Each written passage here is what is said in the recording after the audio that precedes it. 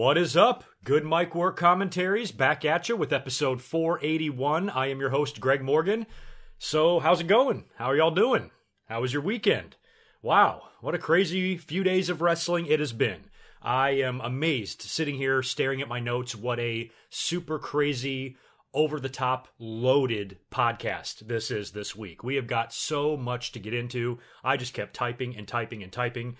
And there's just so much to discuss. So we're going to get into all of it. I'm going to give you a little preview here of what you're going to hear in this episode. You're going to have to sit through a couple of plugs as well. I apologize for that. I do want to start off by letting you guys know what you can expect to hear in this episode. Of course, Royal Rumble 2018 is officially in the books. It was a very, very fun weekend between that and NXT TakeOver, Raw and SmackDown, and a couple of, sort of short live streams that I did. It was a pretty fun weekend of wrestling, I would say, at least over here on the Good Mic Work Commentaries YouTube channel. So in this episode, I'm going to briefly kind of recap the Royal Rumble. I did come up, of course, you guys all know that episode 480 was a live episode where I reviewed the Royal Rumble, and then I proceeded to talk for another 7 hours after that. That's right, an 8-hour-long stream. It was ridiculous. But my comments on the Royal Rumble are in the beginning of that ridiculously long video if you want to hear some of my thoughts just minutes after the show went off the air. Now that we've had a few days to digest it, by the time this podcast gets up to you guys,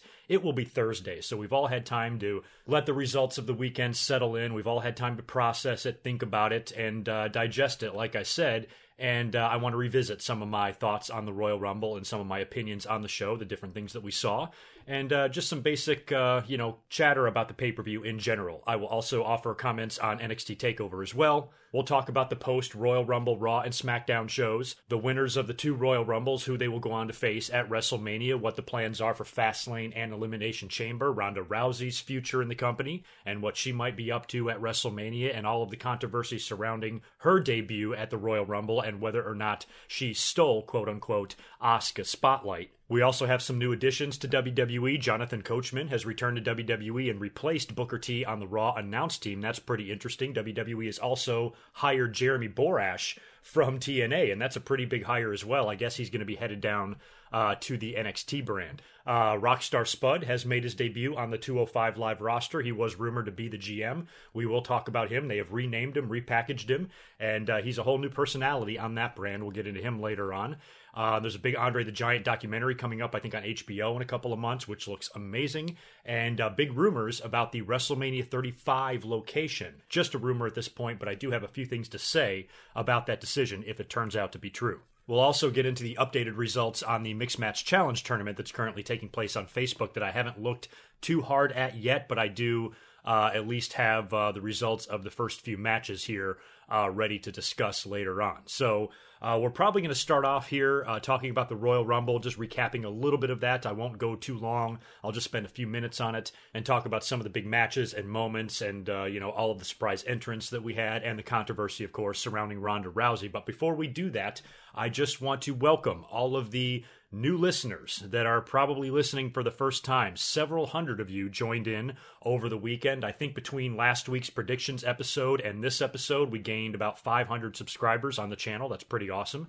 If you have not yet subscribed, of course, please do. Give this video a like as well. I have a website, goodmicworkcommentaries.com, where this video will be, or you can download the podcast version of this episode if you would like. I'm available on iTunes, I'm available on Stitcher Radio, and I recently started an online store with Pro Wrestling Tees. I've got 4 t-shirt designs up there right now. Link is in the description below if you would like to support the show in that way. You can also donate directly on PayPal on my website, or you can become a patron on Patreon. All of the links to that stuff, like I said, in the description below, so please check it out. I also want to thank everybody who joined in to my ridiculously long live stream after the Royal Rumble. A lot of the new listeners probably came in during that stream, and we had a shitload of people watching that night. It was a lot of fun, and I literally talked for 8 hours. It was crazy. I don't know where the fucking time went. It was absolutely insane. I can't ever imagine doing that again, but once I got rolling there, we were like 4 or 5 hours in.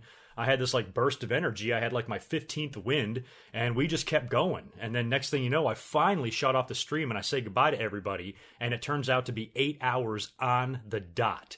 Absolutely insane. The next night, I came up and live reacted to Monday Night Raw. I wanted to give that a try. I wanted to practice that because I'm thinking for one of the pay-per-views in February, maybe Fastlane or Elimination Chamber, I might want to come up on YouTube and just live react to the show. I think that might be fun. And then maybe later on, my review will be back in podcast form. So just playing around with things on the channel, I have made a decision, a personal decision, to make 2018 the year of this channel. This is the year that shit really needs to start happening.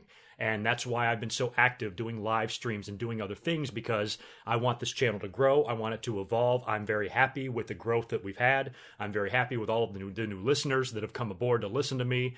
And I've got a ton of support from all of you guys, whether it's, financial donations such as Patreon or whatever, or if it's just support, listening. That's all I want for you to do is listen. All the great messages that I get, all the great tweets, the DMs, the emails. I cannot tell you how much I appreciate the crazy outpouring of support from all of you guys to me and into this channel. I just think it's fucking awesome. So I'm really trying to spice things up on the channel and do as many different and new things that I can think of that you guys might enjoy. I know the live streams aren't for everybody, but it's getting really annoying having to repeat this over and over. You guys have to know that the live streams are not replacing these podcasts. I mean, 95% of you love the live streams, but there's some people that are saying, oh, I just like your other format better, or my 8-hour stream on Sunday night. Somebody was like, dude, sorry, I just don't have the time to listen for 8 hours. Nobody is saying you have to listen for 8 hours. I wasn't talking about anything. It's just hanging out. I was drinking some beers, reading the chat, answering some questions. It was like a bunch of friends hanging out in a bar, but instead of a bar, we're just chilling online. And that's all it was. So it wasn't really meant to be anything. It wasn't supposed to be any crazy episode. I wasn't following a script. You didn't miss anything.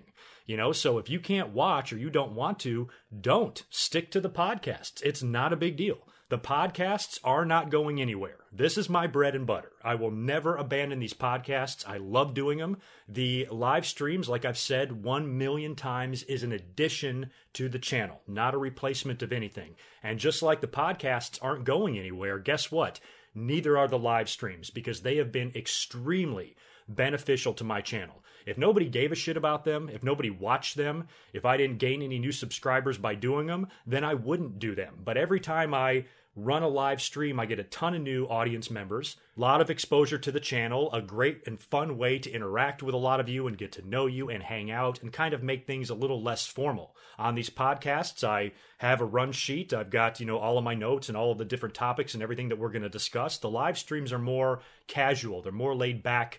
It's more good mic work, Greg Morgan being himself, and talking with all of you and talking about all sorts of different topics and subjects, and they're just fun. If they're not your thing, then please, you are under no obligation to tune in. You don't have to watch them. So don't worry, my episodes are not going anywhere. These podcasts are here to stay. And just watch these if the live streams really bother you. But for everybody else who loves the live streams, I got to tell you, I do too. They're a lot of fun. They've really helped increase the traffic on the channel. We've got a lot of new subs. Like I said, the donations were off the hook, and all the super chats and stuff. So it's just very beneficial to my channel to keep doing them. So I'm going to. But just wanted to kind of put that out there for everybody that's like, holy shit, 8-hour live stream. Are you fucking insane? The answer is yes, I am insane. I couldn't believe that I went that long. I'm still laughing about it because I don't know. I had taken 2 days off just to focus on the Royal Rumble and be home for that and be able to do my episodes like I wanted to do. So I had nowhere to be the next day. So after the Royal Rumble, and I'm on the West Coast, it ended at 8 o'clock at night for me. So I was able to come up pretty early on in the evening. And then as the evening got going, I just kept on going. Next thing you know, it's 4 a.m. and I'm like, well, I think it's time to shut the stream off. But overall, Royal Rumble weekend was a lot of fun. I enjoyed the show. I enjoyed NXT, the Rumble. I enjoyed Raw. I enjoyed most everything that I saw, and I really enjoyed coming up here and talking with all of you.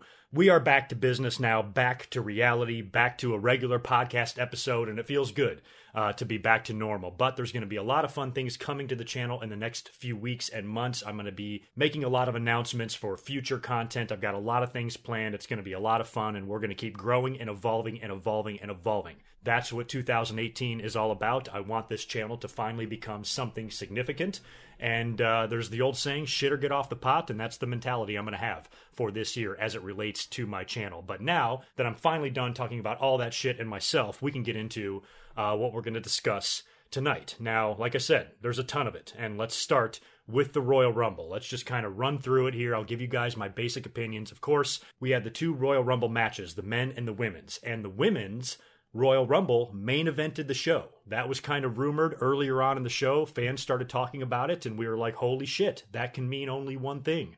Ronda Rousey must be in the building. To me, it just wouldn't make that much sense for the Women's Rumble to main event if they didn't have some sort of a big surprise planned. You know what I mean? If it was just going to be one of the current roster members winning it, they should have been in the men's position. And with the men's match going on so early, I was thinking that all those crazy rumors that we heard about Daniel Bryan being in the Rumble and potentially even winning it, I'm like, well, that's kind of out the window now. You would think that if Daniel Bryan is going to come back and win the Royal Rumble, that will be your main event. That will be the last thing you see when the pay-per-view goes off the air, is 20,000 people shitting their pants doing the yes chant. You know, that's going to be it. So I kind of ruled out Daniel Bryan right away when the men's match took place so early. And I was one of the few people that picked Ronda Rousey to win the Royal Rumble. A lot of people, once I made that pick, were like, nah, dude, bullshit. She's down in Colombia filming a movie or whatever. So I didn't believe that at all. And especially when she was trying so hard to convince fans she wasn't going to be there.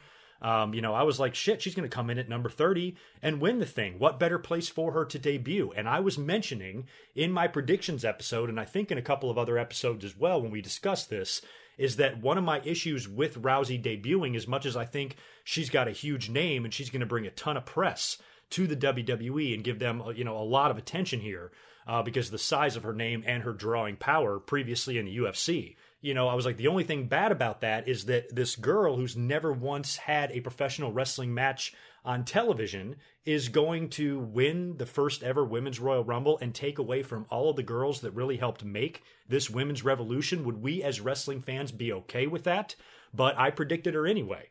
And the funny thing is if WWE is going to have Ronda debut, you need to debut her in a big way. And I think the fans that right now are pissed at WWE for having Rousey come out and steal the thunder of Asuka, who won the Royal Rumble, of course, I think that's a bunch of shit. And I think that's incredibly inaccurate. I just talked about the fact that Ronda Rousey being number 30 and winning the Rumble could have a negative effect, and that could really truly be a stealing of the thunder moment. But when I predicted that, nobody was really bitching. When people were talking about Ronda Rousey coming in at number 30, nobody was really complaining about that. Oh, I don't want to see that. That's horseshit. She'll be taking away from the other talent. Nobody said that. So don't you think it's better that they had Rousey come out at the end instead of being in the match winning it? Don't you think that was a little bit better? She had to come out there. She had to have an impact on the show. And yeah, Asuka didn't get a chance to really truly celebrate or whatever, and Rousey came out there, but it's at least better than her being in the Rumble and throwing out Asuka, somebody that's been undefeated for 3 years, and then this girl walks right in the front door and throws her out. That's bullshit too. So I think what Rousey did was a lot better than her being number 30 and winning it. So I can almost live with what they did. Don't forget, Charlotte and Alexa were out there as well. Nobody was complaining about them stealing Asuka's thunder. They stood in the ring with her after she won the match. But for those of you who really think that Asuka's thunder was stolen by Rousey, I have 2 words for you. Mike Tyson. 20 years ago. Everybody should remember this. 1998, Stone Cold Steve Austin won the Royal Rumble, and the entire Royal Rumble felt like it was centered around Mike Tyson.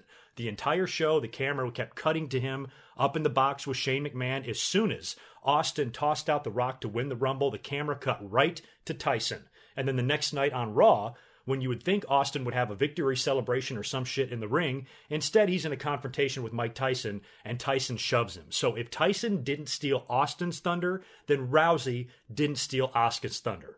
And I think fans just really like to get uppity about that sort of thing and try to rush to the defense of the roster because of, what they feel is right when they don't really analyze it. Just don't go along with it, what everybody else is saying. Like, actually analyze what people are saying here. Oh, Asuka's thunder was stolen? No, bullshit.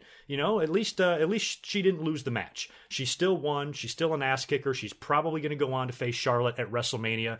Asuka's got nothing to be ashamed of or worried about at all. What I think this was a way to introduce Ronda Rousey and to set up something with Stephanie McMahon at WrestleMania. I think WWE really wants to do that tag team match that they set up a couple of years ago with Rock and Rousey against Triple H and Stephanie. And I would actually love to see that match because it keeps Triple H out of another big match or maybe a match with Strowman or somebody else we don't want to see him work with. At least if he's in this tag team type of deal, this mixed tag, that would be a much better place for Triple H and Stephanie, and it would be a nice little cameo for The Rock. So a lot of rumors right now about The Rock's movie schedule. I don't know if he's going to be able to come in and do this match or not, which is why WWE probably didn't reveal anything with the Rousey situation. They might not even know what direction they're going in. It might be a one-on-one with Stephanie, who knows? But it looks like whatever Rousey will be doing, Stephanie will be involved. So that's great. She's not going to be involved in the title match. She's not going to be ending Asuka's undefeated streak. She's not going to be winning Royal Rumbles. She's not going to be beating Charlotte or anything like that. What I would actually like to see happen is to have Asuka wind up challenging Charlotte, which is what I think will happen.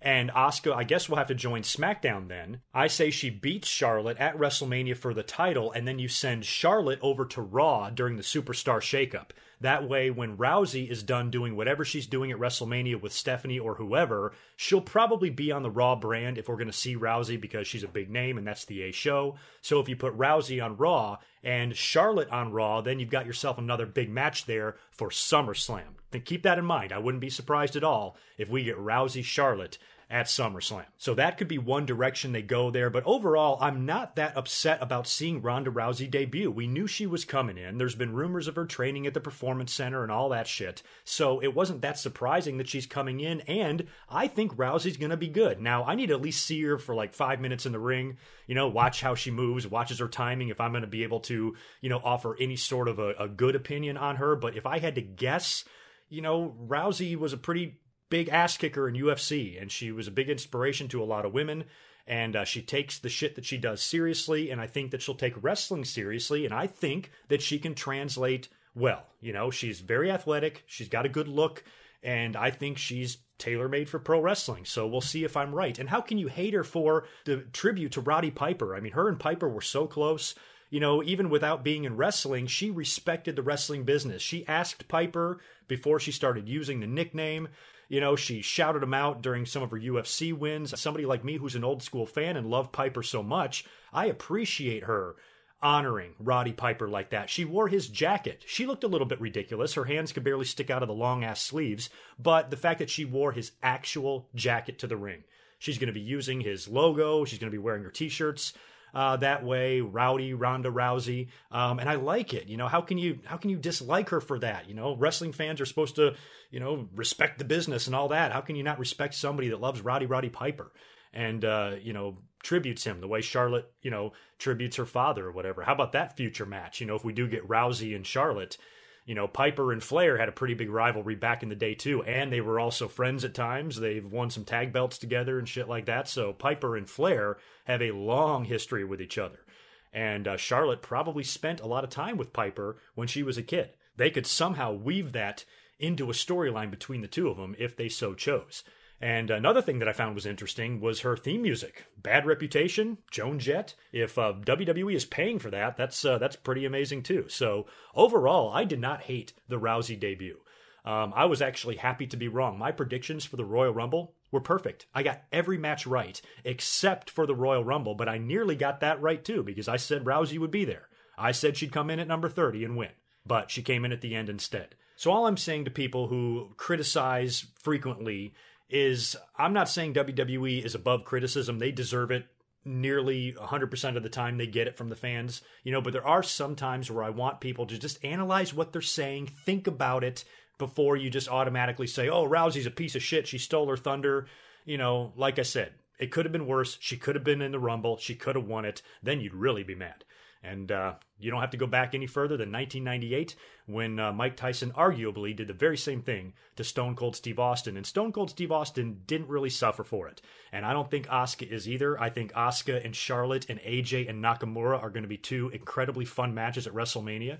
And that's assuming they're doing Asuka and Charlotte. I would think that they are. That's pretty promising so far for WrestleMania. I mean, those two matches kind of penciled in is not the worst thing in the world. So, overall, I'm okay with it, and I'm sure you guys have a lot of opinions on Ronda Rousey. I want to know what you think. Do you agree with me? Do you agree that she really didn't steal Asuka's thunder? It really wasn't that bad? The fans are overreacting, or do you think I'm wrong? And what do you think Rousey is going to do at WrestleMania? Who's she going to work with? How long is it going to take her to get the title in WWE? And do you think she will be good in the ring? Because don't forget, we have not seen her yet.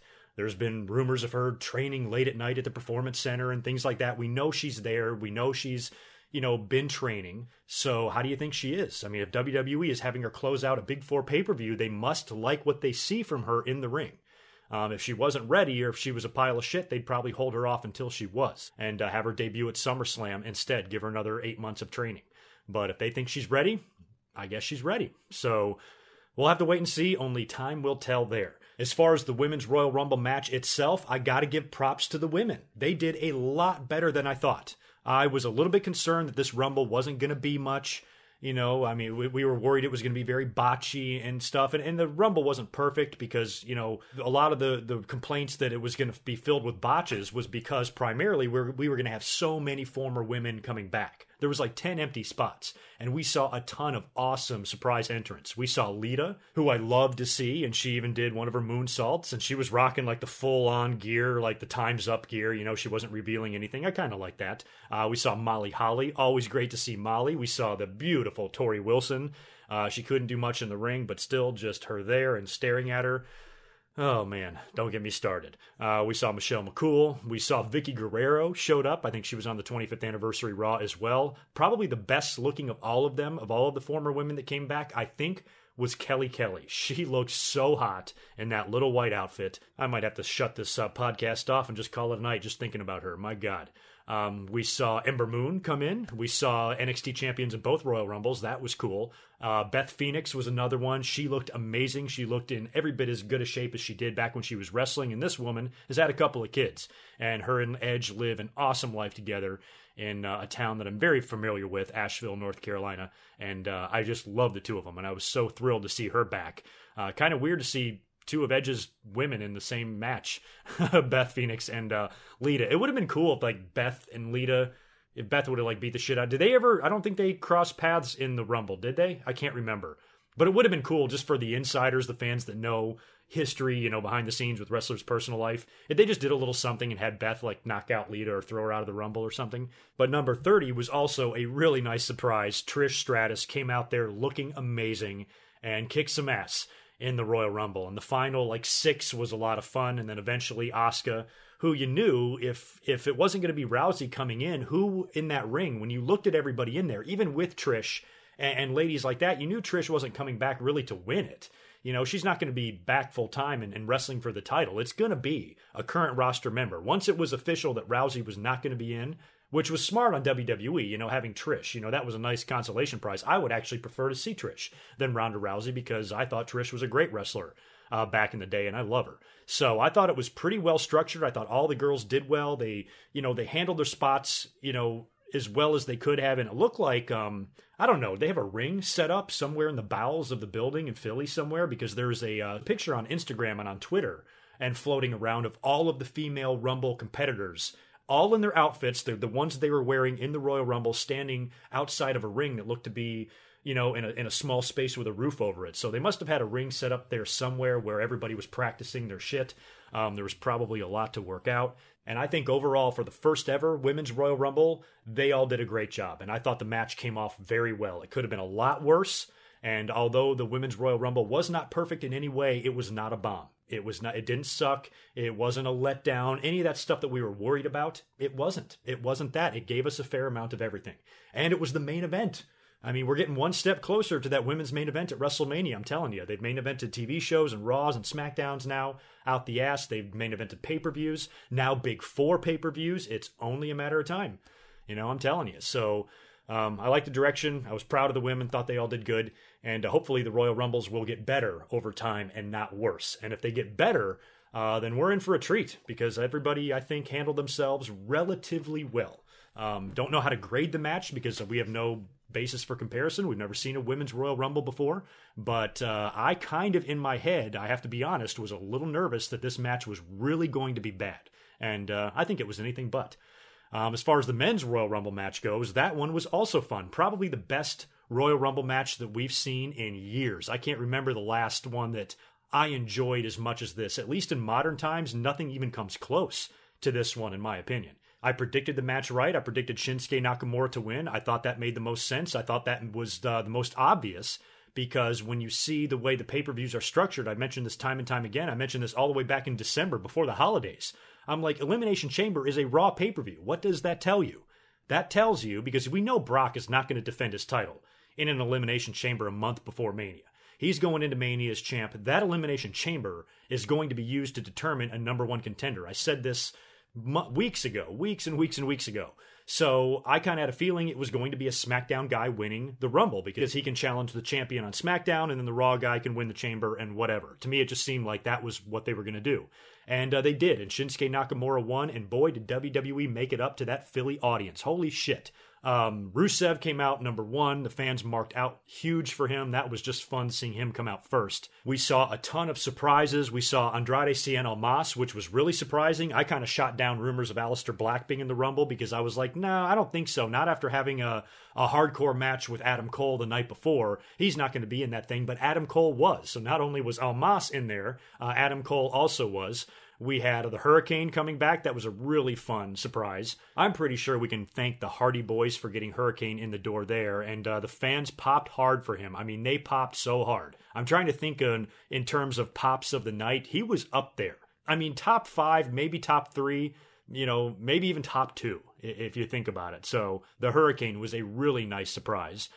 We had Dolph Ziggler coming out at number 30, which I shit on completely, and I'm going to continue to shit on it here. I thought that was so stupid, and it's exactly what I thought WWE was going to do with him. I fucking knew it, and I fucking called it out. And I said, look at Dolph Ziggler's track record. Look at his history. Every time, fans are just getting frustrated with his spot on the card. He seems to be frustrated with his spot on the roster. Everybody's just, what the fuck is WWE doing with this guy? He's a former world champion, and they're just pissing him away. And then it looks like they're going to start doing something with him. They're going to push him. He did the deal last year with The Miz and the Intercontinental title and the retirement match. And he's had a few comebacks here or there where he's tried something different, and you're like, okay, good, finally something for Ziggler. Even more recently with coming out to no music and that whole deal, you're like, oh, maybe this will lead to something, and then it doesn't.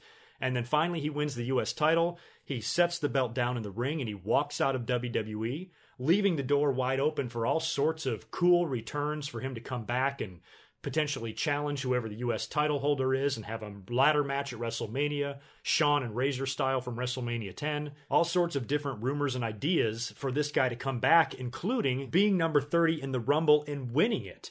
But for Ziggler to come in and not win it, he shows up in number 30, gets tossed out a few minutes later. What was the fucking point? Now he's back with no explanation. We didn't see him on SmackDown, I don't believe, so he's not back in the company yet. Maybe it's just a one-time deal, and he'll be gone for a couple of more weeks before he finally resurfaces, and maybe, they can forget about it. But if it was up to me, they should have left him out of the Royal Rumble completely. I mean, if he wasn't going to win, now you've spoiled his return. Now you can't do anything fun with him because he's already come back. And to me, it was just stupid. You could have put anybody in that position. Jason Jordan wasn't even in the Royal Rumble. You could have put him in that position. Let the fans boo their asses off because they were going to cheer. WWE, because of who was going to win this match, they could have put anybody at number 30 and let the fans go nuts, shit all over him, whatever. And I think Jason Jordan could have been the perfect guy. Dolph, to me, being number 30 just did not make any sense. But you know who my favorite surprise entrant was? It was Rey Mysterio. Holy shit. First of all, he got an amazing pop, and how damn good did he look? What is going on with him? A couple of years ago, I was thinking Rey was starting to look old. He just finally started to look like he lost a step. He didn't look as good. His physique wasn't as good. He was even started to wear suspenders and different type of ring gear. And he's always wore the baggy kind of pants because of, I think, his knee braces and shit. But he came out there looking like he did in 1997. I mean, amazing. He was wearing the skin-tight trunks. He looked to be in insanely good condition, and he was fast and quick, and he was doing 619s to everybody, including a double 619 to Roman and Cena, which I loved. And just seeing Rey in there was awesome. And he was part, I think, of the Final Six as well. It was like old school versus new school. I think it was Orton and Cena and Rey, and then Roman and Balor and Shinsuke on the other side. It was fucking great.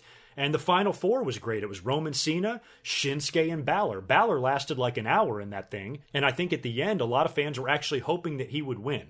And when I saw the Final Four, I'm like, no way. There's no way WWE is going to do this to this Philly crowd. And I mentioned that. I was live tweeting all throughout the Royal Rumble. And when the fans started figuring out that the women's match was going to main event, you know what they were all saying? Every damn one of them on Twitter were saying the exact opposite of what I was saying.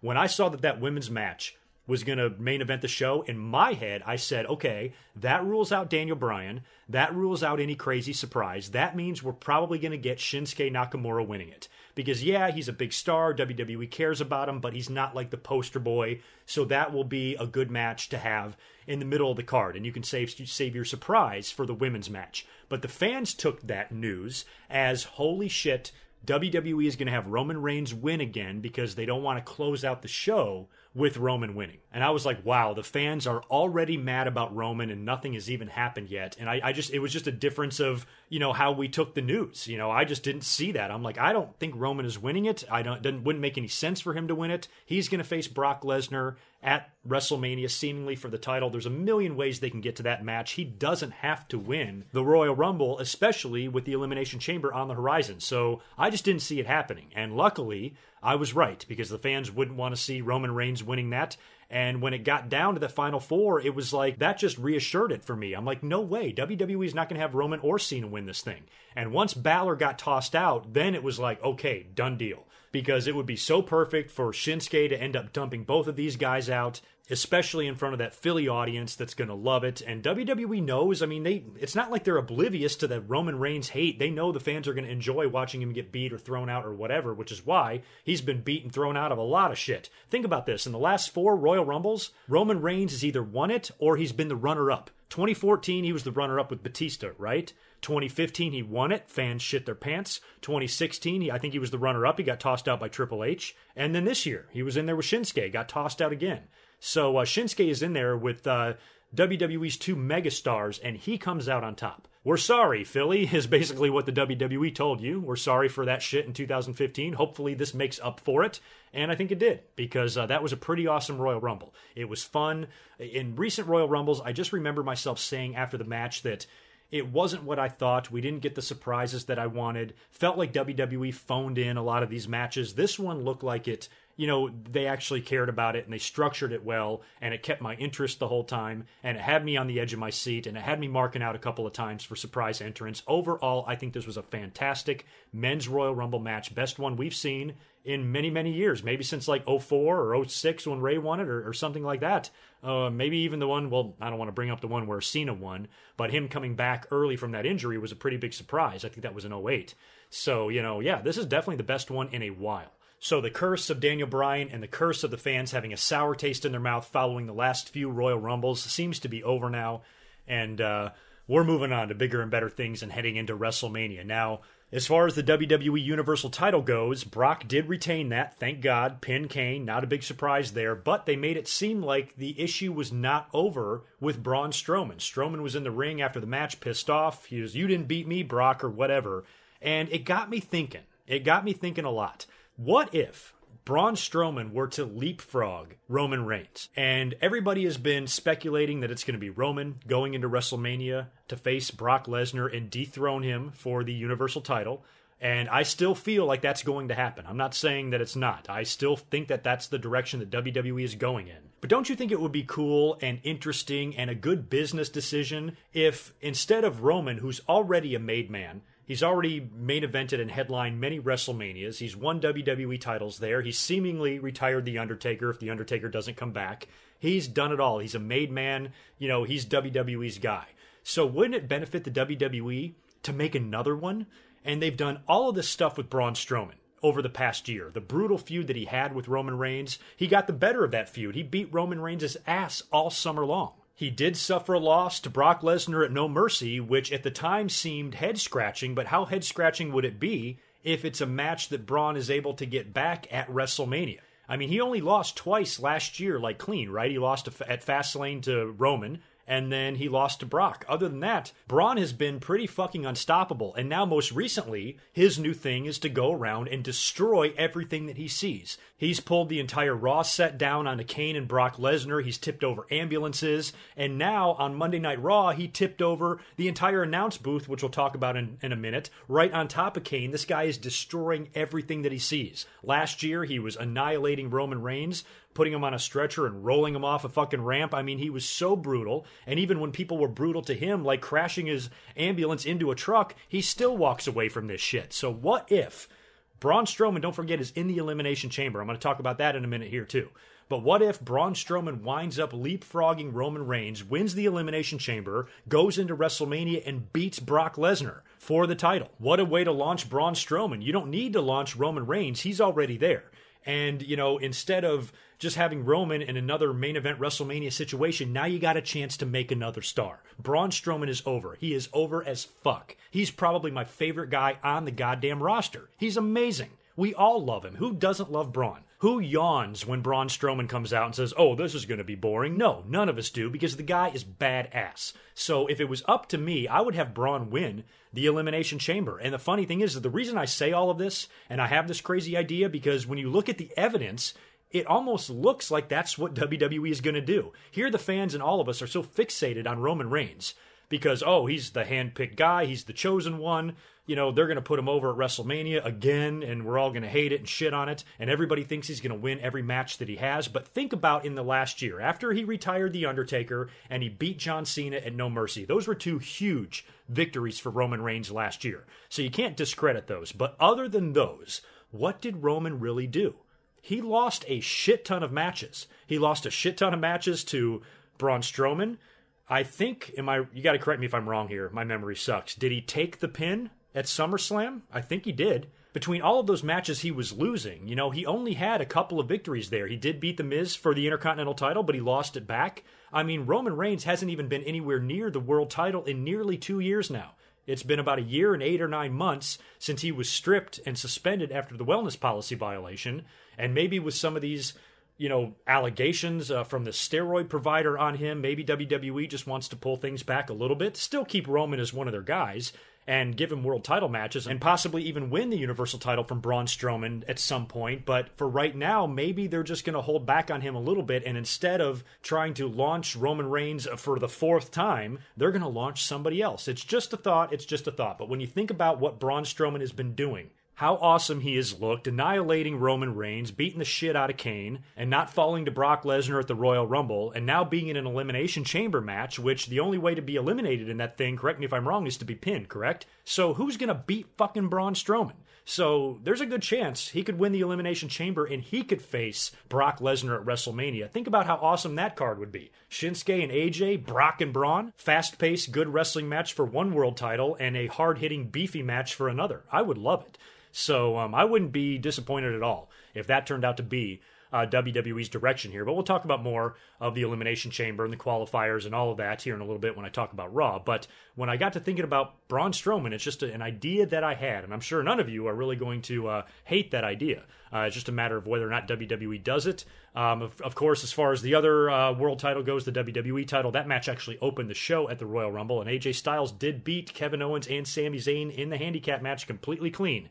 However, there was some controversy at the end with the referee missing a tag, and I think AJ pinned the illegal man, and Owens and Zayn were pissed about that, and that issue was resolved on SmackDown, which I will also talk about here in just a minute. And SmackDown's got some pretty big news coming out of that show as well. The Usos, I loved it. They won both falls against Gable and Benjamin. It was a 2 out of 3 falls match for the SmackDown title, and they won them both 2-0. I love that. The one thing I don't like about 2 out of 3 fall matches is that the third fall is always so predictable because you know you're going to get the third fall. 99 times out of 100, 2 out of 3 fall matches, go 3 falls. So the rare occasion when a team does win 2-0, I like it, and I had no issue with that.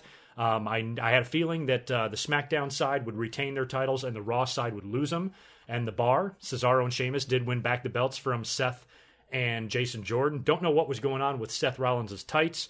I guess he's the third lost member of Harlem Heat. Jason Jordan was pussying out of the match. I guess he hit his head or something, and he just couldn't get back in the ring. Wound up costing Seth and himself the titles, and I'm glad that shit is over, and the titles are back where they belong, around a solid tag team in the WWE. My only guess here is they're going to set up something with Jason Jordan and Seth Rollins at WrestleMania. Still don't know how Kurt Angle is going to fit into this or whatever, but at least for the time being, the belts are back on a team that I actually care about seeing together. So aside from the pre-show matches, that's all we really saw at the Royal Rumble. The pre-show matches had a cruiserweight match, which I didn't even see. The Revival beat Gallows and Anderson, and there was a very painful, awkward, uncomfortable appearance on the pre-show kickoff panel by Madusa. Initially, I was happy to see her there. Of course, WWE calls her Alundra Blaze, and I thought it was cool that she was just at an announce table like that, because last time we saw Alundra Blaze at an announce table set far away from the ring, she was dumping a belt in the trash can.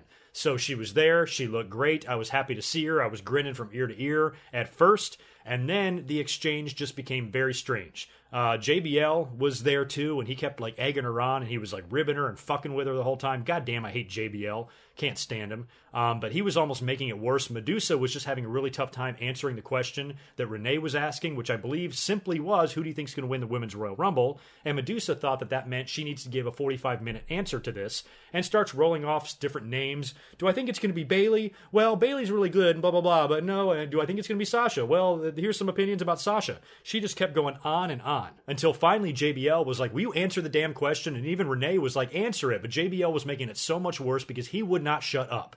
He should have just let Renee handle it. Renee knows how, she's the host of this thing. She knows how to do her fucking job. He should have let her move that question along. Just move on from it. Instead of JBL making an issue of it, he should have just let Renee say, okay, let's move on, or cut Madusa off, even be rude if you have to, but just shut her up. What JBL was doing was not helping at all. It was making it worse, and it was making it weird and awkward. And I don't know if we're going to be seeing Madusa on any future kickoff panels, and I hope we don't see JBL either. It's like the two of them fucked back in the day, and now there's like animosity. I don't know what the hell went on. Whatever the hell their issue is with each other, I have no idea. It might have been playful ribbing, but it just came off as weird and awkward, and I didn't like it. So anyway, those are my Cliff's Notes version of my opinions on the Royal Rumble. Like I said, if you want to hear more, I did talk for 8 hours on episode 480 after the Royal Rumble. I'll save TakeOver here for just a couple of minutes. Let's stay on the main roster subject here and talk about Monday Night Raw. Now, I'm not going to get into this whole show. This is going to be a 4-hour podcast if I do, but I'm just going to talk about the major things that we saw. First of all, one of the biggest changes to Monday Night Raw, and there's been a couple of them, is the announce team. Jonathan Coachman is returned to the WWE. I knew last week at the Raw 25th anniversary show that some returning person was going to walk out that night with a job, and turned out to be Coachman. He is back. It appears to be full-time. They have bumped Booker T off of the Raw announce team. He's going to be now doing kickoff shows and things like that, which I feel bad for Booker, but at the same time, it was time to go. I mean, Booker T, I love him. I mean, I'm a huge Booker T fan. I love the legends. I'm always going to go to bat for the legends, but sometimes I don't even know if Booker T understood what the fuck he was talking about, and he just made for, I mean, the commentary is already bad in 2018. In today's modern day and age, just wrestling announcing and commentating is not what it used to be. It's just so different now. All the different things you have to plug, and the reminders and the keywords and the buzzwords and all this crap you just didn't have back in the days of Heenan and Gorilla and Ross and Lawler and shit, and now you do. So the commentary is already atrocious, in modern times, and Booker T just makes it, so much more dizzying. It's bad enough we got to listen to Michael Cole every week being an idiot, and Corey Graves is pretty good at times, but Coach coming back in, I think, is a really good addition. I mean, he was over at ESPN for years, so he's not stupid either, and I almost wonder if there's going to be some clashing between him and Michael Cole. But I think replacing Booker T with him was the right move. I think Coach can offer a lot. And Booker T, I guess it was nice knowing you on the Raw commentary team. He did have his moments. Booker T did have me laughing at times. But I think overall for the show, Booker T wasn't offering a whole lot. And, he should always be a personality on WWE. I hope he doesn't go anywhere. He used to do the Raw pre-shows back on the network back in the day that they stopped doing for whatever reason. They should go back to doing that, or have Booker being on the kickoff shows and maybe appear on Raw here or there. I don't know, even put him in an on-air role. Have him manage somebody or something. Why not, right? So, nothing against Booker T, but I'm actually happy with the move. Raw also displayed and debuted some new graphics. Looks like they've changed things up a little bit. The Raw logo remains relatively the same, but now it's kind of got like a white background, and there's a lot of play buttons. Reminds me of the WrestleMania 31 theme, where it was just, the play button or whatever. So they're kind of doing that. There was all sorts of cell phone promos or shit on Instagram or whatever throughout the night from various stars, The Miz, John Cena, maybe somebody else did one. So I guess that's all tying into this new theme. And SmackDown is going to be shaking things up too. Daniel Bryan had a really interesting announcement on SmackDown, but Raw ended up opening up with Stephanie McMahon, who brought out Asuka, who of course won the Royal Rumble. I gave all my thoughts on Ronda Rousey a little bit earlier on. And Stephanie announces that Alexa Bliss is going to defend the Raw Women's title in the first ever Women's Elimination Chamber. Now they're going real overboard. I didn't think they were going to do a Women's Elimination Chamber, but maybe they're saying anything the men do, they're also going to do for the women. It's just more of an opportunity for WWE to pat itself on the back, suck its own dick. They're very proud of everything they do for women, and they don't stop reminding everybody about how great they are about that. And I love the women's revolution and the evolution of women in WWE and how good and awesome and credible the women's division is now, especially when you compare it to 10 years ago or ever. I mean, the women's division is as good as it has ever been in WWE, ever, during any era, any time period. And I know the women's division is not perfect. It still has a lot of problems, and it can be boring at times or whatever. But as far as the talent there and the capabilities of the women that they have on the roster, best it's ever been, period. But I still am a little bit surprised that they're actually doing an Elimination Chamber match. That's pretty crazy. So Alexa is going to be defending her title in that. And Stephanie tells Asuka that she might want to wait to decide who she's going to face, because the winner of the Royal Rumble, and again, my memory, I don't remember this. I didn't think that this was the case since the brand split, but I didn't know, because I don't remember this from last year. I didn't know that the winner can face anybody they want, any champion they want. So Asuka does have the opportunity to go to SmackDown and challenge Charlotte. I ultimately think she will, but Stephanie tells her, don't decide right now, because Alexa Bliss might not even be the Raw Women's Champion come WrestleMania, because she could lose it in the Elimination Chamber. So I assume they're going to do the same thing that the men are going to do, have a bunch of qualifying matches. We'll get our 6, and Alexa will probably retain. I just don't see a need for her to drop the belt, really. I think she should have a big match against, I don't know, somebody at WrestleMania, and then send Asuka over to SmackDown, because Asuka Charlotte is your WrestleMania match. You do not pass up on that if you have the opportunity to do it. So I think eventually that's what they're going to do. And my idea of Asuka going to SmackDown, beating Charlotte at WrestleMania, and then sending Charlotte to Raw during the shakeup would be a perfect way to swap the ladies, because I don't think you want them on the same brands. They need to be the leaders and the cornerstones of their respective women's divisions. So you swap them. Put Charlotte back on Raw. She's a better promo cutter and a better character than Asuka anyway. Asuka can just do her ass-kicking thing on SmackDown and probably really help build that brand on the women's side. And then with Charlotte being back on Raw, you got this big charismatic character back on your hands, and you set up a potential match with Ronda Rousey at SummerSlam. Now, during this promo, Sasha Banks interrupted, and she ended up challenging Asuka to a match.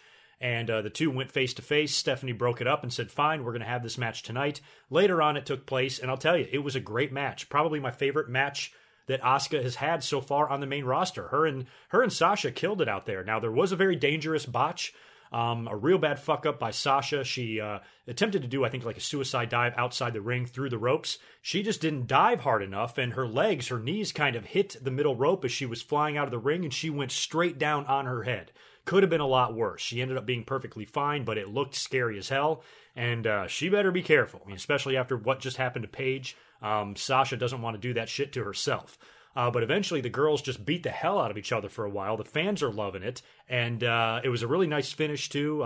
Sasha Banks attempts the Banks statement. Really nice counter right into the Asuka lock by Asuka. Eventually, Sasha Banks taps out. But she took Asuka to the limit. It was fun. Both women laid there spent in the ring after the match. And it was nice. I thought it was a really, really good match. So props to both of them.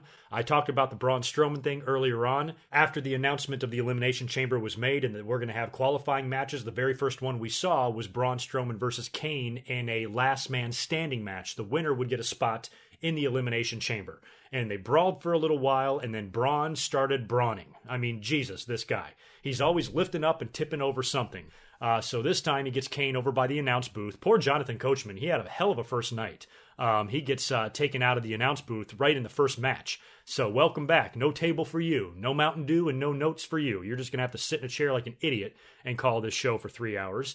And eventually, after Kane gets nailed with a steel chair from Braun Strowman a few times, Braun goes over to the platform that the announce table is sitting on and lifts it up and dumps the entire thing over on Kane. So, needless to say, Kane did not get up for that 10 count, and Braun Strowman was declared your winner, and he's in the Elimination Chamber. And the paramedics came out and had to wheel Kane off, so, Kane is yet another monster, another person that Braun Strowman has conquered. He's conquered damn near everybody. There's just one person left, the Beast.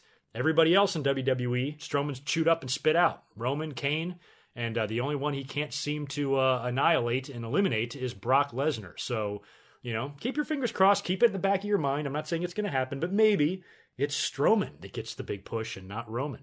You never know. But Strowman, as usual, looked awesome, and he'll be in that chamber. And like I said, if he doesn't win, then who beats him? I mean, that means Roman is going to pin him, right? Strowman has one of two options in the Elimination Chamber, in my mind. He is either the winner, or he's the second to last guy, and he's speared and pinned by Roman Reigns at yet another February pay-per-view. So one of those two will be our destiny. We're going to have to see one of those two things happen. And hopefully it is Strowman coming out on top there. We also had Elias qualifying for the Elimination Chamber as well. He beat Matt Hardy after Bray Wyatt did some light flickering. So Elias is in that match as well. And we also had an Intercontinental title match on Raw. The Miz had to defend his title right off the bat. Roman Reigns invoked his rematch clause. And again, much like the week before when The Miz won the belt, I was surprised that Roman Reigns went down that easy.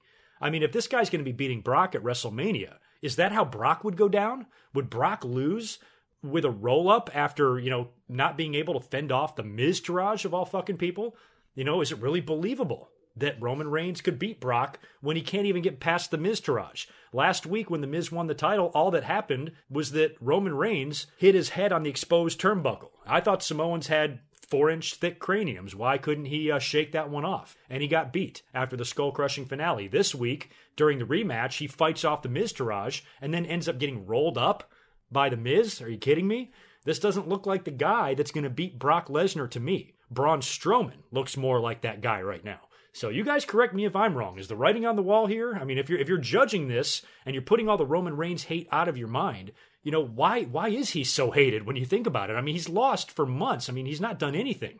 He won the fucking Intercontinental title for 4 weeks. He beat John Cena, which everybody didn't care because people hate John Cena anyway. But other than that, it's not like he's been dominant. He's been Strowman's bitch for most of the year. Where is this dominant, he always wins guy that everybody's bitching about? I think fans, it's just so easy and so natural to dislike Roman because we dislike anything WWE force feeds us. Anything WWE makes us eat tastes like shit. And that's Roman's problem. And that's why the fans resent him, is because the WWE is so goddamn hell-bent on pushing him. But how hell-bent are they on that, though? I mean, unless he goes to WrestleMania again and he beats Brock, okay, yeah, WWE doesn't give a shit about us. They're going to have this guy win no matter what, which is why I think AJ and Shinske might be the consolation prize. Okay, if we're going to make the fans puke by having Roman win, at least give them, this Wrestle Kingdom quality match that they're all craving. And you can't have a better one, in my opinion, than with AJ and Nakamura. So it's WWE's way of balancing it out.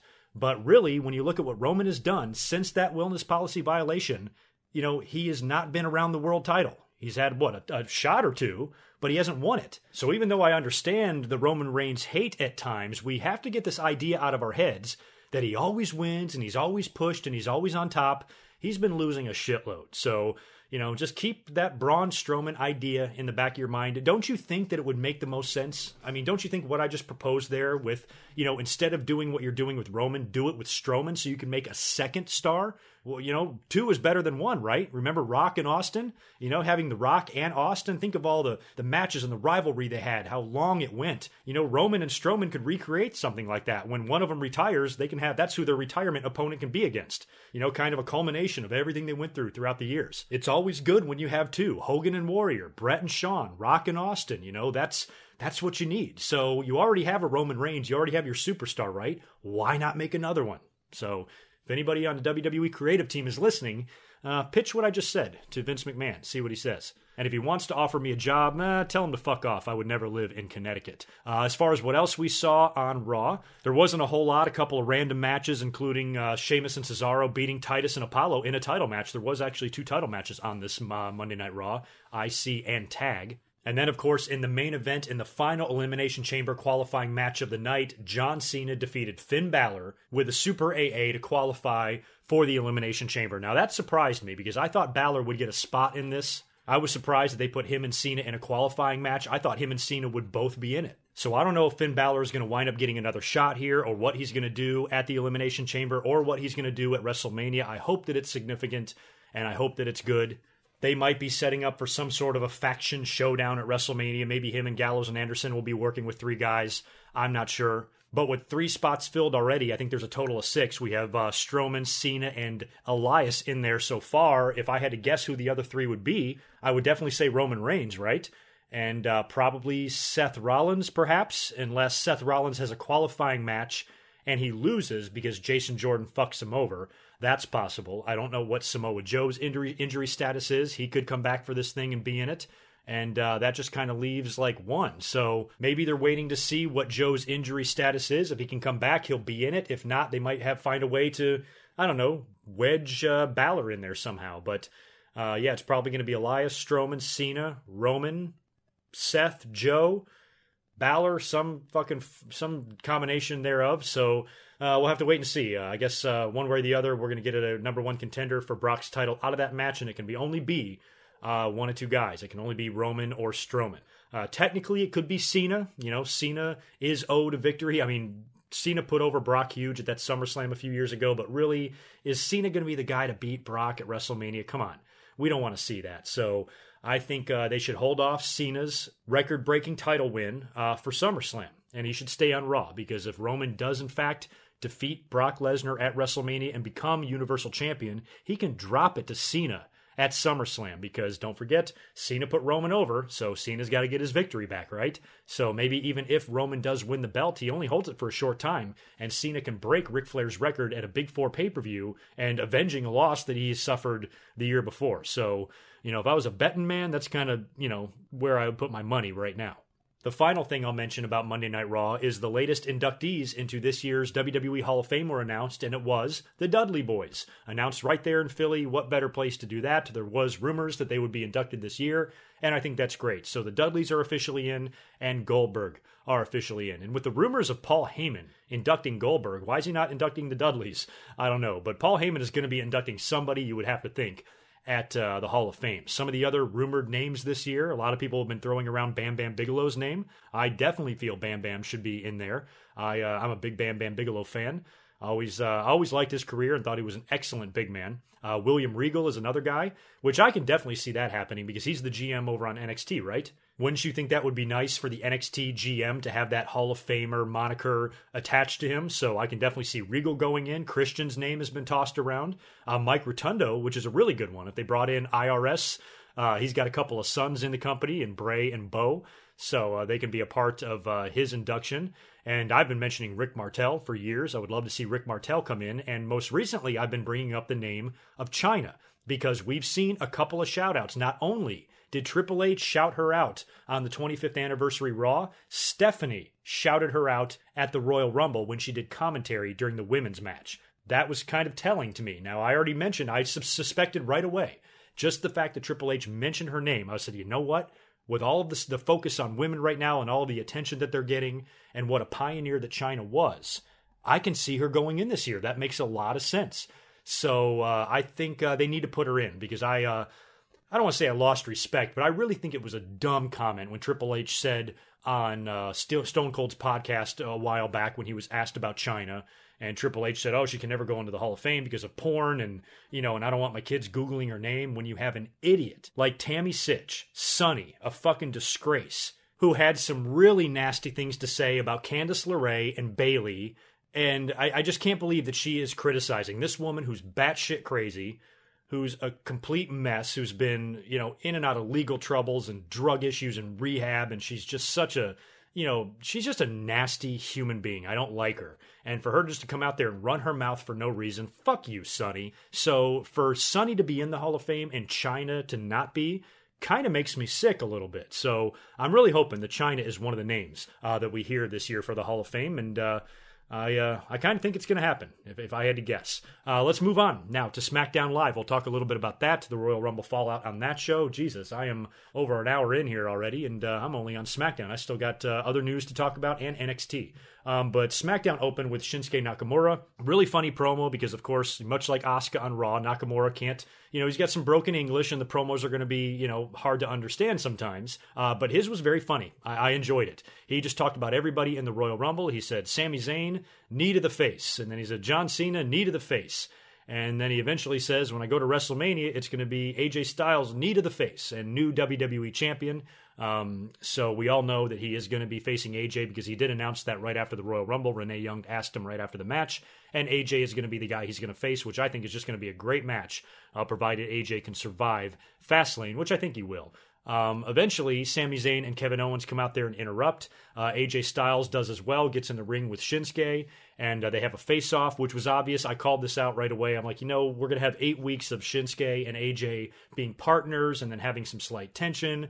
There's going to be a miscue at some point in one of their matches, and one of them's going to knock the shit out of the other one. And then eventually, it's going to get, the intensity is going to build, and then it'll boil over. And by the time we get to WrestleMania, they're going to hate each other's guts. So I just hope it's not that formulaic, and we at least see some interesting and creative things to help build this match and build this program, and it's not just the same old, let's have them team up every week until, what I just described. So let's hope WWE can do some fun things with this build. You are a little bit limited in what you can do in a babyface versus babyface match, but just put some effort into this, come on. So I want this match to be a show stealer, especially if we are going to get a Roman Reigns winning the belt in the main event type of situation. This match has to come through at WrestleMania, and it needs to be a Wrestle Kingdom caliber match.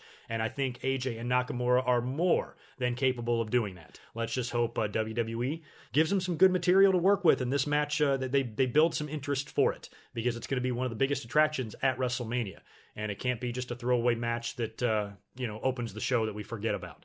So, although it very well might open the show, because we've seen that in recent WrestleManias with 2 title matches, it's very possible. But eventually, after AJ and Shinske hold off and stand off with Owens and Zayn, they challenge them to a tag team match. Daniel Bryan eventually makes the match backstage after Owens and Zayn initially decline. And then he also tells Kevin Owens and Sami Zayn that he's booking them in a number 1 contenders match next week, because they did get screwed out of the title, but the referee's decision is final. So there's nothing he can do about the Royal Rumble. But he said, don't worry, I'm going to give you guys another shot. All you have to do is wrestle each other, and the winner will face AJ Styles at Fastlane. And that's kind of interesting, because I think they should give this opportunity to Sami Zayn. I think he's going to win next week against Kevin Owens. Now Owens and Zayn are at odds, and they've got a tag team match later on in the night, which I do believe did main event the show. They lost. There was a lot of arguing going on in the match. I thought these guys, I really enjoyed them as friends. I thought it was cool when Sami Zayn turned heel and joined up with Kevin Owens. I thought it still had some gas left in the tank. I can't believe they're breaking him up this quick, especially after they've been feuding for years. Owens versus Zayn is something that we've seen time and time again. We haven't seen much of Owens and Zayn being together in the WWE, just a little taste of it. And unfortunately, it didn't last. They were bickering and arguing with each other throughout the match. Sami Zayn ends up walking off and leaving, and eventually Kevin Owens gets nailed with the Kinshasa and lost the match. And now they're going to face each other one-on-one next week. Winner faces AJ for the belt, and I say give it to Sami. I think Sami and AJ could tear the house down at Fastlane. Give AJ a really good match, a warm-up practice for Nakamura at WrestleMania, a tune-up, and him and Sami can, just kill it out there at Fastlane. I think they will. It'll be like a match like, back in the day when we would get the Cesaro versus Sami Zayn matches in NXT or whatever, only this time it's for a championship. For the WWE title, and I just think it can be a really good match one-on-one. Owens will probably get involved in that somehow, who knows. He might even cost Zayn the victory, leading to a Zayn versus Owens match at WrestleMania. Wouldn't be surprised at all if they go in that direction. If they do that, although I'm very happy for the two of them, it's probably a great, source of personal pride for them, being lifelong friends, and now they're working a WrestleMania match together. They don't really need a stipulation, but I think it could use one, because we've seen the match happen so many times before. And I'll tell you what, I don't have many catchphrases on this podcast, and I don't have many things that can be made into a t-shirt, but one thing I do think could be made into a t-shirt is my constant idea of a loser leaves town match. And if they wanted to finally break up Owens and Zayn, because don't forget, they both came over from Raw together, so we have not seen these guys separated yet. If they end up doing a thing where Owens costs Zayn the title, then it turns into, oh, SmackDown's only big enough for one of us, and loser leaves at WrestleMania, and then the loser can go over to Raw, or whatever. Just an idea. I wouldn't rule out a Kevin Owens babyface turn either. I think Sami Zayn is doing great as a heel, and he's kind of a new heel. They should keep him that way. Owens has been a heel since he's been in the company, so why not flip him? We also know that we're going to get a U.S. title match here in the future. Rusev won a fatal four-way to become the number one contender for the U.S. title. So he'll be taking on Bobby Roode. Don't know if that's taking place at Fastlane or on SmackDown or whatever, but Rusev ended up beating Zack Ryder, Jinder Mahal, and Kofi Kingston. Ended up getting Kofi in the accolade, and Kofi tapped. I wouldn't mind seeing a double turn in this situation either. Speaking of double turns, because we had Bobby Roode on the outside of the ring, and Bobby Roode, we've all said, who we like and is great and everything, we don't understand why he was really a babyface on SmackDown. He should have come in as a heel. He's a better heel, and Rusev, of course, is over as shit with the Rusev Day thing and all of that, and the fans love Rusev anyway. They should do a double turn. They should make Roode officially a heel, and they should make Rusev officially a babyface. That's what they need to do. So if we don't get a double turn with Sami and Owens, although that's really not a double turn, it's just Owens turning face, maybe we'll get something like that with Bobby Roode and Rusev.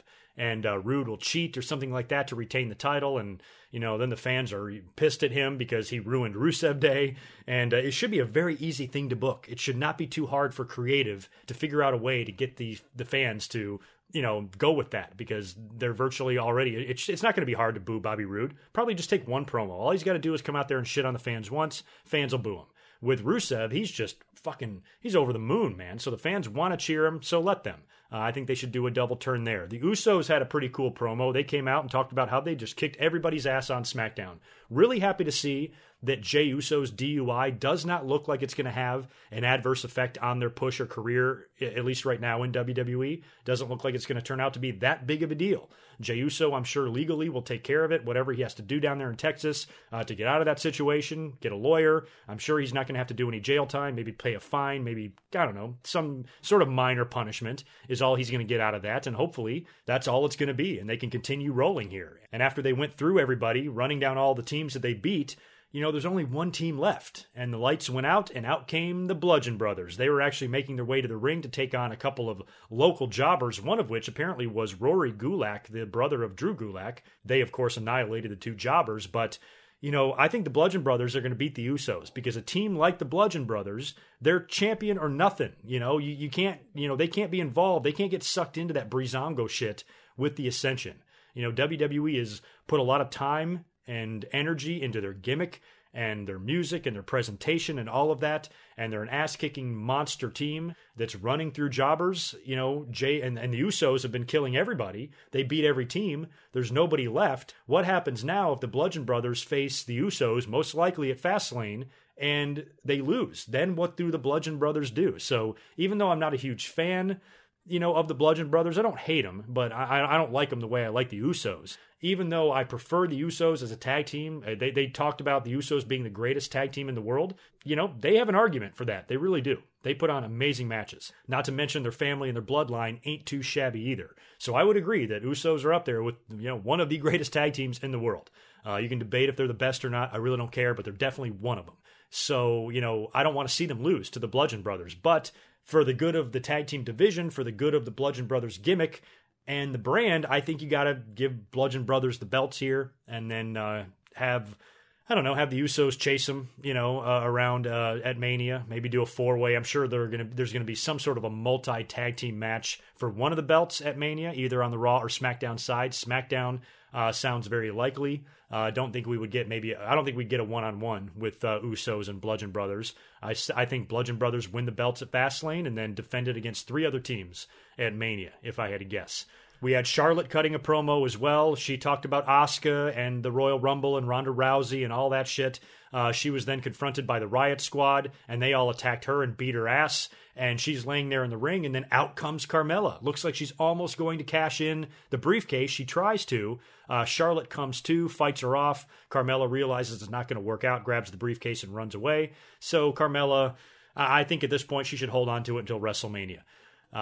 But damn, that's one thing I don't want to see. I do not want to see her cash in after a great match between Asuka and Charlotte. Might be cool to move Carmella to Raw. I mean, she should cash in. Can she cash in on either champion at WrestleMania? I mean, if you win the Rumble and you can challenge either champion, why can't the same be true for the briefcase? I don't even know the rules, but I would much rather see Carmella cash in, on the Raw side of things. Get in there with Alexa Bliss or something, whoever she wrestles, and do it that way. But I don't want, if they are going to do Asuka Charlotte, I don't want them fucking with that match. I think that should just be one-on-one, and that's it. And I think we're all assuming here, because I mentioned Charlotte, dropping the belt, being moved over to Raw or whatever. That's assuming Asuka wins the title. I mean, don't forget, she's been undefeated all this time, and then she wins the Royal Rumble. She has to lose at some point. It's just like Goldberg. You got to end that streak sometime. So what better way to end it than have Charlotte, successfully retain the title in a shocker when everybody's expecting Asuka to win. But I think it's got to be either at Mania or SummerSlam. I don't know if I want to see Asuka's first loss, just come on a random Raw or SmackDown.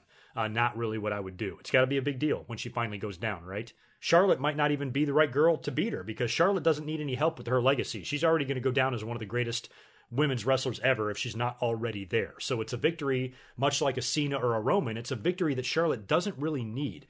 So if she drops it to Asuka, moves over to Raw, and then somebody younger, an up-and-comer or something like that, dethrones Asuka, that would probably be better for business if it was up to me. Nothing else that interesting happened on SmackDown. Chad Gable and Shelton Benjamin beat Breezango in a match. Really funny skit backstage with Breezango and the Ascension. And I love the way Tyler Breeze calls the Ascension the Ascench. He goes, "Hey, Ascench." I just got a huge kick out of that. And also Baron Corbin beat Ty Dillinger in a one-on-one match. That was set up backstage in Shane McMahon's office, I think.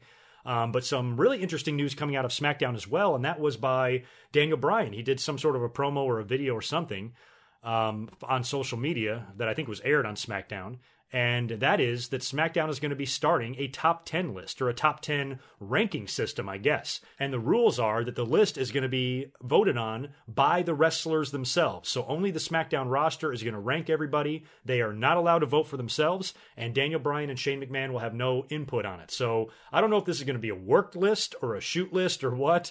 Daniel Bryan, describes it as a way to help him and Shane McMahon determine title matches and structure shows and all of that. And it allows their peers to, vote for who they think should be on top or whatever. So that's just kind of like an interesting, we've never had like a ranking system. I mean, WWE, I remember on their website, they would do like the power rankings and stuff, but they never had any impact on the shows. The announce team wasn't constantly talking about the power rankings or whatever. So if they actually do a top 10 and they use that to help determine contenders for belts and stuff, that can be an interesting difference. I'm willing to give that a shot. If they want to do that, then fine, give it a try, see how it works. Don't get too crazy. I know WCW, back in the days, certain pay-per-view concepts and themes, there was point systems and shit like that. You don't need to go overboard here, but something simple like a top 10 list, might be interesting. I don't know how much they're going to, put on TV. I don't know if they're going to do backstage segments and have wrestlers try to convince another wrestler to vote for them or some shit like that. I don't know how overboard with it they're going to get, but the initial idea and the announcement is something that I'm at least willing to look at. So hopefully that turns out to be good. So there you go. That is your Raw and SmackDown post-Royal Rumble shows. We talked about the Royal Rumble and everything there, and that was a hell of a weekend. So SmackDown wasn't the greatest show, but again, not horrible. I thought Raw was not a bad show either. Some decent stuff on that. And the Royal Rumble, I have very little to complain about. It wasn't perfect. There was some issues, but as far as what we got out of the men's and women's Royal Rumble matches, to me, it's based on what we've seen in previous Royal Rumbles, it could have been a lot worse, and I was more than satisfied with this year's Royal Rumble. I think I liked it a lot better than last year's show in San Antonio. On Saturday night, of course, we had NXT TakeOver, and I won't spend too much time on this, but damn, those matches were good. How good was that main event? Andrade Cien Almas did end up beating Johnny Gargano. Gargano, I don't know if was really ever the favorite to win here. We know he's got an unresolved issue with his former partner, and Ciampa did show up at the end of the match after Gargano lost and attacked him with a crutch. But all the different spots we saw and the near falls in that Andrade match with Gargano, you guys have to tell me. You're bigger NXT people than me. I've seen all the takeovers. I've seen all the great matches. Where would you rank this one in the all-time great NXT matches? I mean, could you make a case that it was the greatest ever? I mean, that's tough to say. I mean, we've seen some awesome matches in NXT, especially for the title and especially on takeovers. So to say this one was the best would be a really tall order, but it's up there. It's definitely up there. I enjoyed the shit out of this match. I mean, after we already had a great one by Aleister Black and Adam Cole. And here Andrade and Gargano damn near, not only follow that, but best it. Unbelievable. I mean, I cannot say enough good things about that NXT roster. Really good spots in that match, too. Amazing near falls. I loved Selena Vega. Damn, she is something else, too. My God. And loved her tribute to Lita. She was wearing the all red, the outfit that Lita used to wear when she managed S.A. Rios. I thought that was good. And then the spot with Candice LeRae jumping the guardrail when it was so funny because Selena was so far away from Gargano. He got laid out, I don't know what it was, posted or thrown into the steps or something, and he's all the way on the outside of the ring, and you can see Zelina stomping her way all the way around the ring to get to him, who's laying right in front of his family and his wife, by the way. And then Candice jumps over the guardrail. We know she recently signed. She's officially there now. She attacks Selena, starts beating the shit out of her, and that was a great spot. Eventually, Gargano did lose, succumb to all of Andrade Cien Almas's offense, and it was just an incredible contest, man. I fucking loved it. We all thought that maybe Tommaso Ciampa would show up in the match and interfere and cost Gargano the match, but no, it was a straight-up match. He didn't attack until after Gargano had been just brutalized. I mean, this guy can sell his fucking ass off. I can't think of anybody, outside of somebody like Daniel Bryan or Jeff Hardy or somebody like that gets that type of sympathy. I mean, oh my God.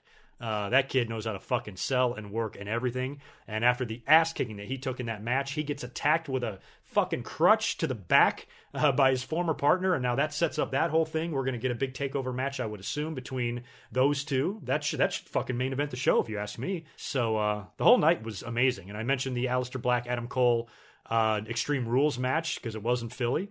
And that was incredible as well. I picked Adam Cole to win, but Aleister Black won. And I think Aleister Black, he's penciled in, man. He's got to get that title shot. Some people were talking about moving Aleister Black up to the main roster, and although I think he's ready and he belongs there, give him the belt first, man. Keep him in NXT. He's having amazing matches, and he can dethrone Andrade Cien Almas. If I had to guess right now, I'd say Gargano beats his former partner at TakeOver, and I say Aleister Black beats Almas for the title at TakeOver New Orleans. Ember Moon ended up beating Shayna Baszler, too. Another match I got wrong.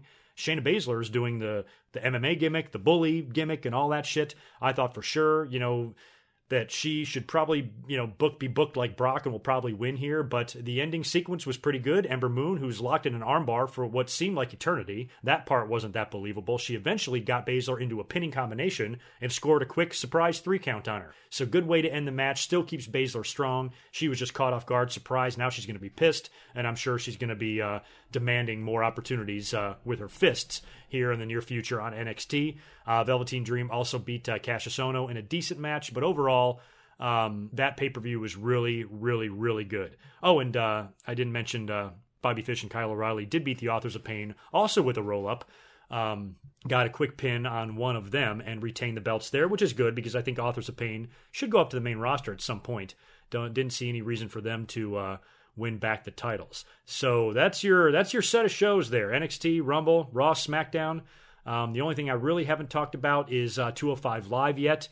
We did hear last week that we were going to get a brand new general manager of 205 Live. Lots of speculation, especially after Rey Mysterio appeared in the Royal Rumble. Lots of speculation that it would be him or a big name. But there was also a lot of speculation that it would be Rockstar Spud, who we know has come into the company recently. He's been spotted backstage for weeks now, and they have debuted him as the GM, and they've changed his name. He is now Drake Maverick. I don't know where they come up with this shit. So fine. Drake Maverick is what he's going to be called now. Fans didn't respond to him that well. They chanted. You could hear some Rockstar Spud chants in the crowd, but for the most part, the fans didn't seem too shocked by him. It's going to take the fans a little while, I guess, to get used to him in the WWE. I've only seen snippets of him in TNA. Very unfamiliar with who this guy is, but he's a good talker, got good charisma, decent look. I think eventually he'll get in the ring. He's a wrestler, is he not? I thought he would be on the 205 Live roster, not in the GM position. So you have to wonder how long he will really be the GM until he eventually gets in the ring or is fired and they replace him with a new one or something. I'm sure it'll be a revolving door of GMs on 205 Live, just like it is on Raw or SmackDown or anywhere else. Right now, I think it's too early to judge, but he is there, and good for him. We also have the Mixed Match Challenge going on Facebook right now, which I am still yet to see hardly any of. I have looked at just a little bit, and I do have the bracket up here, the updated bracket, as you see. We did have Finn Balor and Sasha beating Shinske and Natalya, and The Miz and Asuka beat Big E and Carmella. And then most recently, we had Braun Strowman and Alexa Bliss, who I think is a hilarious pairing because Alexa is so tiny. You know, she's already little. She's little compared to the girls. She's small compared to Renee Young. And she's hanging out with fucking Braun Strowman. It looks pretty hilarious. Goldust has been given a new partner, of course. Alicia Fox was injured, I think, practicing moves for the Royal Rumble. Still haven't actually read that story. I don't know what her deal is, but she was not able to be in the Royal Rumble, which is really sad, and she also had to be pulled from the Mixed Match Challenge. So Goldust will now be teaming up with Mandy Rose, and I think they face Jey Uso and Naomi next. But anyway, I still have not seen much of the Mixed Match Challenge. You guys can let me know how good or bad it is in the comments below and what you think about it and all of that. We also had another pretty big hiring by the WWE. Jeremy Borash has come into the company. He was a big part of TNA, a big part. He had a very instrumental role in the success of the Broken Matt characters and everything, too. I don't know if he's going to have any association with Broken Matt and Brother Nero or any of that stuff. From what we hear, he's going to be headed to NXT. I don't know, to be a play-by-play guy, to be a backstage interviewer, or maybe just be a guy behind the scenes, you know, just doing stuff, producer or whatever. But he's in the WWE now, and from everything that I've heard, Jeremy Borash is actually a pretty well-liked guy. I don't know much about him. I know he's been on TV for years. I just know seeing him on TNA for all these years. He just seems like he's the Michael Cole of TNA, you know what I mean? For him to come into the WWE right now, that's a pretty big signing, and that's going to have a huge impact on TNA, no pun intended, losing him. But how he's going to fit into WWE, I think he'll do fine. Everybody seems to like him. He comes highly recommended by everybody. Apparently it was Triple H's idea to hire him, so we'll have to wait and see what he winds up doing on the NXT brand. Some pretty big news also involving Andre the Giant. Did you guys see that trailer for his documentary? I believe it's going to be on HBO. That looks fabulous. I want to say that comes out around WrestleMania time. I think it was done in cooperation with WWE. There's a lot of WWE personalities interviewed on that, a lot of footage from WWE, and it looks like a really well done piece. And I can't wait to see it. I really can't. You guys know me. I'm old school. I have a lot of memories of Andre. And something like this should be very, very fun to watch. Speaking of documentaries, I have checked out the newest edition of WWE 24 on the WWE Network, completely chronicling last year's WrestleMania in Orlando. They do this every year, about a year after WrestleMania. They do the 24 special on it. And that was really cool to see how they brought the Hardys in and were hiding them in the trailer. And then everything with The Undertaker. One of the few times that, you know, his character breaks and he actually talks like a human being, and they film him before and after the match, after he's seemingly retired. You know, still very much up in the air what The Undertaker is going to do at WrestleMania. I kind of left him out of this podcast. We didn't talk a whole lot about him. I'm still very nervous. He's going to have an impact in the Elimination Chamber, maybe to take on John Cena at WrestleMania, or maybe possibly to have a rematch with Roman Reigns if WWE decides to push Braun Strowman instead. But the funny thing about watching that WWE 24 special is that after I did, it just reinforced what I already believe, and that is The Undertaker should not wrestle again. I mean, that felt like his send-off. That felt like it was it. I mentioned this before in recent commentaries. Unless The Undertaker is making a return to the ring at the request of Kane, maybe Kane is about to have a retirement match and he wants to work with The Undertaker, whether it be one-on-one or whether it be in a tag team match, and then you have the Brothers of Destruction ride off together. You know, Undertaker's retired, but he comes back one more time to come retrieve his brother and bring him, you know, ride off into the sunset with him together. I would love to see that. The Brothers of Destruction on the ramp together, raising their fists up in the air, and then going away. Kane and The Undertaker gone together. I'm not a big fan of guys retiring together. I remember one time somebody asked me if The Undertaker and Triple H should have both retired after the Hell in the Cell at Mania. I'm like, no way. You gotta spread those retirements out. WWE doesn't want to knock two of them out in the same night. So you give each big legend their own special moment, but maybe Kane wants his special moment to be with his brother by his side. And so maybe Taker is coming in to do something with him. Maybe it's Kane and Taker versus John Cena and another big name. I don't know, not The Rock. Hopefully he's doing something with Triple H and Stephanie and Rousey, but I don't know, another name like that. Maybe it's a tag match or whatever, and then after that it's the official end of not only Kane, but The Undertaker. That's the only thing I could actually tolerate. Anything else, any other one-on-one match, whether it be with Roman or Cena or whoever, I don't support it. I just don't want The Undertaker to do it. So I guess we'll have to wait and see. We'll know next month, right? We'll know by Fastlane or Elimination Chamber whether or not The Undertaker will be wrestling. Other than that, the only thing I have to mention is WrestleMania 35. There has been some rumors going around on Wednesday that the location could turn out to be MetLife Stadium in New York again. Man, I'm telling you, WWE is playing with fire. I am not a fan. It's well documented. I talk about this every year. I am not a fan of WWE rolling the dice with the weather. It's bad enough that you're worried about the rain. You know, that's going to be your problem when you go to Miami or Orlando because it rains every fucking day in Florida. So when they're there, I'm already nervous enough as it is because of the rain. But at least it's warm. You know what I mean? New York is balls ass cold. I just don't like the setting, but I understand you have to go to New York. It's a huge market. WrestleMania has to be there. I wish the Giants and Jets played in a dome. I don't know why they don't. So it's always just been my belief that WrestleMania should be held either in an indoor stadium or in Southern California, where it never rains. You know, bring it to LA, bring it to, they were in San Francisco. That's not Southern California, but up there that time of year, rain is not as frequent probably as it is in Orlando. And then if you want to stay warm, yeah, you can go to Florida, but you're still playing with, you're still playing with the rain. But I was trying to think of all the stadiums that the United States has that's indoors, the big ones. And there's only a handful of cities. Detroit is one. Atlanta's got a brand new stadium. I think they should go back to Atlanta. You've got one in New Orleans, of course, where WrestleMania is this year. You've got Houston. You've got Dallas. You've got Arizona. You've got Minnesota, brand new stadium there as well. And I believe LA, but you don't need it, even if it doesn't have a roof on it. I can't remember if it does or not. It might retract. Whenever the hell that thing's done, you can put it there. You've got Indianapolis, which I don't know how big of a market that would be for pro wrestling, but they've got a beautiful stadium that's indoors as well. So it's not like you have a whole lot to choose from as far as indoor stadiums go, but I was really surprised they're going to do New York again. I think you should wait until 40 or something like that to do New York. You just did it at 29. It would only be 6 years removed. New Orleans was only 4, but at least they're indoors. New York, it's like, do you really want to fucking play that game again? Do you want to risk a fucking blizzard? Now, I know in April, it's probably not going to be 20 degrees or anything, but it's going to be chilly. I mean, they already had to have heaters inside the ring posts last time for this. So I'm not a big fan of it going to New York. I'm just not. But I understand it's a huge market. But if WWE insists on going to balls cold places like that, then they should take it to Chicago. Chicago's a great fucking town for wrestling. Soldier Field, it's outdoors though. That's the thing. It's another one of those cold ass outdoor stadiums. And I was in Chicago a couple of years ago in mid-April, and it snowed one day and it was 22 degrees out, and I was fucking miserable. So just me hating cold weather, I get uncomfortable when I hear WrestleMania going to these cold weather cities. But I wish some of these cold weather cities had, buildings with roofs on them. Detroit does and Minnesota does now, but Chicago needs to build one with a roof, man.